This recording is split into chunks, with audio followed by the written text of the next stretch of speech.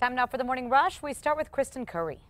Good morning. When it comes to our next big weather maker, high pressure is in control, so the storm track is still too far to the north. Today, we're just watching for those spotty mountain storms pushing south-southeast into the surrounding lower elevations. Some of these could certainly be strong to severe. We'll watch that isolated in coverage. Albuquerque, not likely to see anything in the way of storm chances, but every single one of us will be feeling the heat this afternoon. Crystal? And we start with new details. An FBI investigation underway this morning after an agent opened fire in a Home Depot parking lot near Coors and I-40. The FBI says they were conducting an operation last night when shots rang out. The suspect got away after hitting a task force officer with his car. The officer is in the hospital this morning but is expected to be okay. They found the suspect's car. They didn't find him, though. We're hoping to learn more details on this later on today. One man sitting behind bars this morning after police say a homeowner busted him in the act, breaking into his Albuquerque home.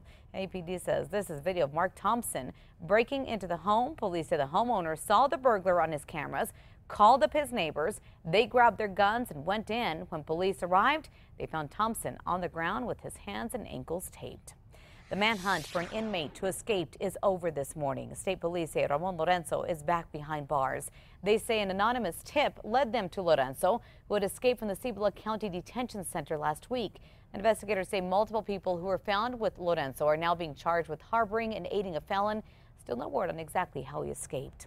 On to new details now. Gas tax vote given the red light. City councilors put the brakes on the proposal that would have allowed voters to decide if there should be a tax of 2 cents a gallon on gas.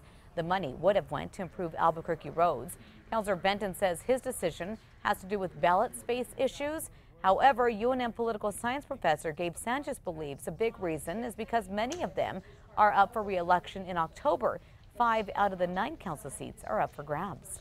On to new news this morning. Mayor Richard Berry will need to decide on a new budget approved by City Council last night. In May, councilors approved a budget that was vetoed by the mayor. City Council then voted to override that veto, setting the table for this new budget. Councilors voted 7-1 in favor of the revised budget. Also new this morning, admission prices are set to go up at the zoo, aquarium, and botanic garden. City councilors approved the measure last night. New Mexico residents, you'll be paying $1 more. That puts the price at $10 for adults, $5.50 for seniors, $5 for kids. Officials say the move could generate $664,000 in revenue a single year. This morning, Secretary of State Rex Tillerson vows the U.S. will hold North Korea accountable. This after recently released detainee Otto Warmbier died. The American college student died Monday after being returned to the U.S. last week in a coma. He had been detained in North Korea for more than 17 months for allegedly removing a government propaganda poster. He was 22 years old.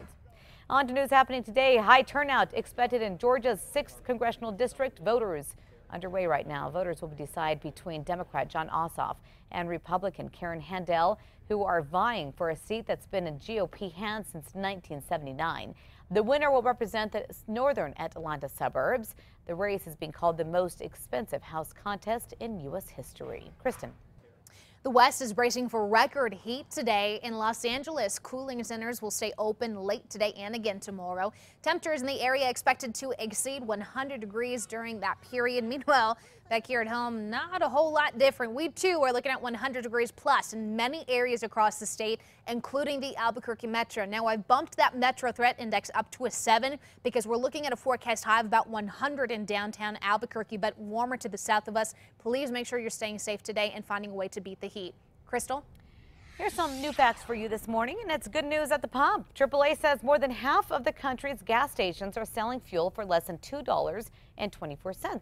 That's 5 cents below today's national average gas price, which has dropped for 17 consecutive days. Hopefully that trend continues. Gas prices could continue to fall through the end of June. Also new this morning, nearly a quarter of Americans have no emergency savings. That's according to a new Bankrate.com study. However, people with even a small savings account is up overall to 20%. The number of Americans with enough money to cover 6 months' expenses is at a 7-year high. That's 31%. And Americans over the age of 63 are the most likely to have at least a full 6-month cash reserve. Sarah. A new Downtown Arts and Cultural District series will provide free access to the arts, theater, music, and dance performances. Feed the Heart is going to be a series of free events that will take place over the next year and a half. thanks to a $100,000 grant from the National Endowment of Art. That money will be split up between 12 organizations to provide the free programming. The first part of the series will take place at UNM's College of Fine Arts downtown studio. Kristen? Time now for you to get a check on your Tuesday morning commute. Not seeing anything major out there, which is good news. We do have some slowing course southbound approaching Alameda, as well as Paseo eastbound between I-25 and Tramway, but everything else looks good. On to some new and interesting details. Southwest Airlines is testing a new way to let passengers exit the plane after a flight using the doors at both the front and back entrance. Passengers in the back take a staircase to the tarmac. Obviously, the passengers in front, they get out the normal way.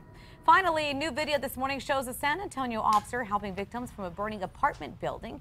It was all captured on his lapel camera. Take a look at this. When the officer arrived, he could see smoke billowing from that building. That's when the officers run inside. They run into each of the units. They're looking for residents. Everyone eventually gets out safely. No one is harmed. No word on the cause just yet, but good thing they were there at the right time to make sure everybody got out safely. All right, 6:54 now, time for the 5 Facts. At number 5, the Doña Ana County Clerk's Office is now raising money to archive some key historical documents, including the coroner's report for Sheriff Pat Garrett. He became famous for killing outlaw Billy the Kid. The February 1908 document, signed by 6 men, laid out the findings in the shooting death of Garrett, saying Garrett's killer was ranch hand Wayne Brazel. On to number 4 now. Fire crews will head into day 3 of fighting the wildfires still burning in northwest Rio Rancho. It started Sunday near King Boulevard and Encino Road. It's charred more than 1,200 acres so far. The good news here, it's nearly out this morning at 60% containment. As for the Cajete fire, still burning in the Jemez Mountains, it's burned 1,400 acres so far. It's now 85% contained. Officials believe a campfire is to blame for that one. At number 3, it's going to be a toasty afternoon. 100 here in the metro. Sunshine overhead. Spotty to scattered storms still favored for the mountain areas, rolling off into the plains. Some of these could be severe. On to number 2 now. This morning, some are calling for Forrest Fenn to end his treasure hunt after another person goes missing trying to seek the treasure. Police recovered the body of a man along the Rio Grande, not far from where missing Colorado pastor Paris Wallace parked his car. This before he set out to find the treasure. Wallace has been missing since last week. The body of the hiker has yet to be identified.